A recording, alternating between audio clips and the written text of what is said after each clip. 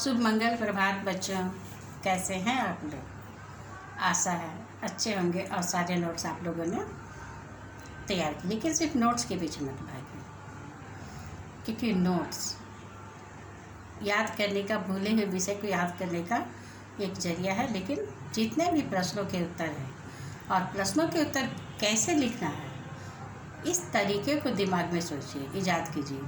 जो भी पढ़ाया जा रहा है उसे दिमाग में स्टोर कीजिए, मस्तिष्क में जमा कीजिए, क्योंकि एक बार मस्तिष्क में जमा हो गया उसे आप बना सकते हैं। तो चलिए आज हम लोग पढ़ते हैं कृतिका चैप्टर 2, मेरे संग की औरतें। मैंने पिछले वीडियो में आप लोगों को लेखिका परिचय में मृदुला गर्ग का जीवन परिचय दिया था, बताया था। उसके जीवन परिचय को मैंने आप लोगों को लर्न करने के लिए कहा था, याद करने के लिए कहा था।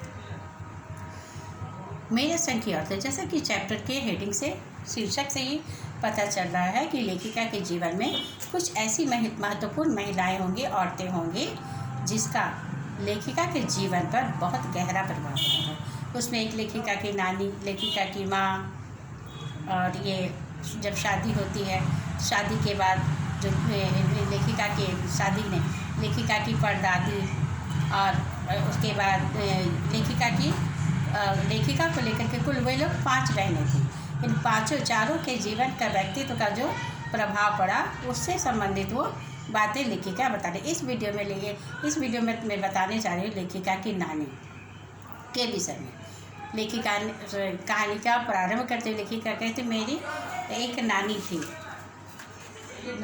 नानी थी। जाहिर है जब माँ है, जब मैं हूँ तो माँ है तो नानी भी होगी। तो जाहिर है मैंने उन्हें कभी देखा नहीं था। लेखिका ने कहा कि मैंने अपनी नानी को कभी देखा नहीं था। लेखिका की माँ की शादी के पहले ही नानी का देहांत हो गया था। तो लेखिका के जीवन में, नानी के जीवन में एक ऐसी घटना घटी थी जिसने लेखिका,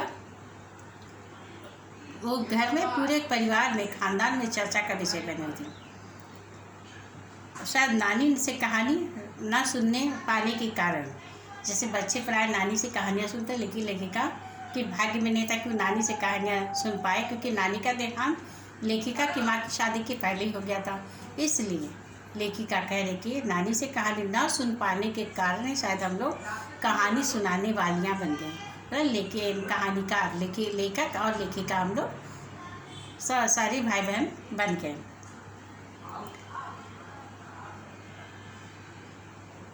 नानी से कहानी भले न सुनी, लेकिन नानी की कहानी ज़रूर सुनी है।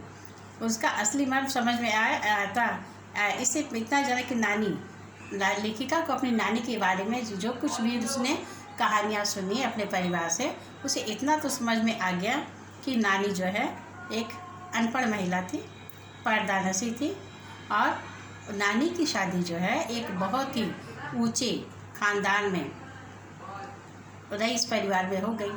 और नानी जब आई, वो पारंपरिक अनपढ़ पर्दानशी, पर्दे में रहने वाली महिला थी, और नानी के पति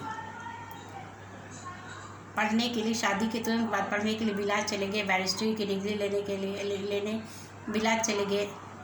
मतलब बिलात कहा जाता था उस ज़माने में इंग्लैंड को। तो इंग्लैंड चले गए, वहाँ से बैरिस्ट्री की डिग्री लेकर के आने के बाद उनके जीवन का जो रंग ढंग पूरी तरह से बदल गया। वो पूरी तरह अंग्रेजियत में रंग गए। उसी तरह से रहन सहन, खाना पीना, बोल विचार सब कुछ हो गया। लेकिन लेखिका की नानी को इसे पसंद नहीं था, लेकिन उन्होंने कभी उन्हें टोका भी नहीं, और ना ही नाना ने कभी लेखिका की नानी को इसके लिए, उसकी पसंद से जीने से मना किया। सारे रीति रिवाज वो भूल चुके थे। पसंद नापसंद, मतलब कि लेखिका की नानी ऐसी थी कि अपनी पसंद नापसंद का इजहार भी कभी नहीं कर पाती थी। पर जब कम उम्र में नानी को कोई एक बीमारी हो गई थी, बहुत कम उम्र की थी, और जब कम उम्र में नानी ने खुद को मौत के करीब पाया, तो कुछ न बोलने वाली वो महिला अचानक से मुँह जोर हो गई और अपने पति से कहने लगी कि अपने मित्र प्यारे लाल शर्मा को बुला लाइए, मुझे उनसे कुछ बात करनी। घर परिवार, पति सब बहुत चक्के लगे कि ये औरत, जिसने कभी मुंह खोलकर अपने पति से बात नहीं की, वो एक पराये मर्द से क्या बात करना चाहती है। खैर आखिरी इच्छा थी, बुला लिया गया। पत्नी के हुजूर में ये पेश किया गया। तब लेखिका की नानी ने अब जो कहा वो और भी ज़्यादा चौंकाने वाला था।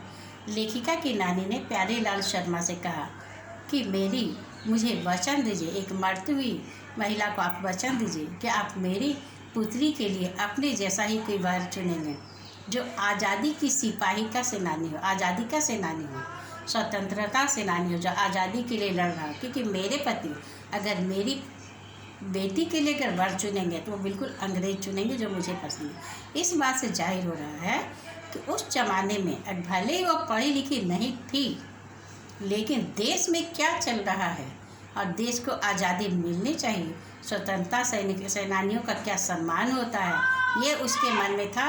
और वो उसे अपने पति से ज़्यादा प्रिय देश के स्वतंत्रता सेनानी थे।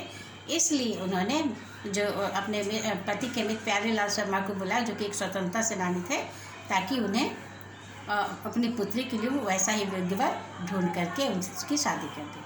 तो बच्चों, आज की कहानी यहीं तक। अगले वीडियो में मैं आप लोगों को आगे की कहानी बनाऊंगी, तब तक अच्छे से रीड कीजिए। कहानी बहुत लंबी है, कई वीडियोज़ लगेंगे, लेकिन कहानी के बीच बीच में आप लोगों को और भी कहानियाँ बताऊँगी।